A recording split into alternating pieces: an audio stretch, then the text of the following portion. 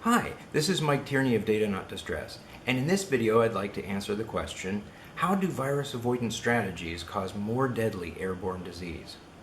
Virus avoidance strategies such as social distancing, lockdowns, and shutdowns lead to our behavior acting the same as our annual winter cold weather lockdowns, where we stay indoors with the windows shut, breathe the same air, and interact with others less.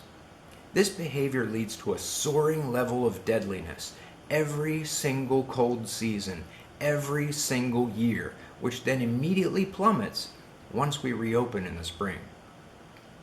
This chart compares our annual cold season pneumonia and influenza, or P&I, deaths against the United States Energy Information Administration's heating degree days data.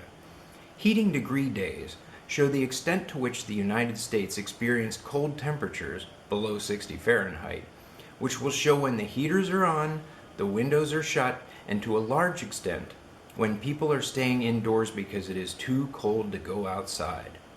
Note that our P&I deaths go right up in tandem with our temperatures dropping. One interpretation of this could be that cold temperatures cause the spike in deadliness, but it is not just temperature. This chart shows California, Florida, and Minnesota's P&I deaths. Note that all three states have the same pattern, despite California and Florida's winter temperatures being equal to Minnesota's spring and fall lows.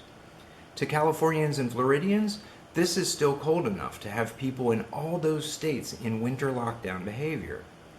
The next chart compares Hawaii's P&I deaths against the overall United States.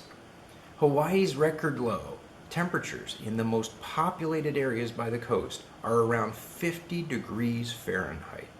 There's typically no reason to have as long or strong a cold weather lockdown, and that behavior difference shows in the much less pronounced seasonal spikes.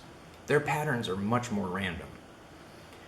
These same changes in the deadliness of airborne disease, driven by our behavior, can now be seen around just about any chart of deadliness for any location affected by COVID-19, with specific reactions in the numbers around specific dates that lockdown orders were given or lifted.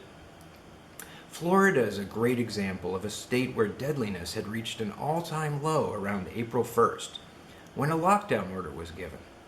Their COVID-19 deadliness then went up until the orders were lifted by June 2nd. And the deadliness immediately plummeted, just as it does in every year's winter lockdown and spring reopening. Regardless of the reason, when we lock down, stay indoors, and avoid interacting with each other, we see the same pattern of an increase in deadliness of airborne disease. An explanation of the cause of this phenomenon is viral monoculture versus diversity. Virus avoidance strategies such as social distancing, lockdowns, and shutdowns, just like our winter to spring lockdowns, cause a greater deadliness of airborne disease, and therefore more deaths.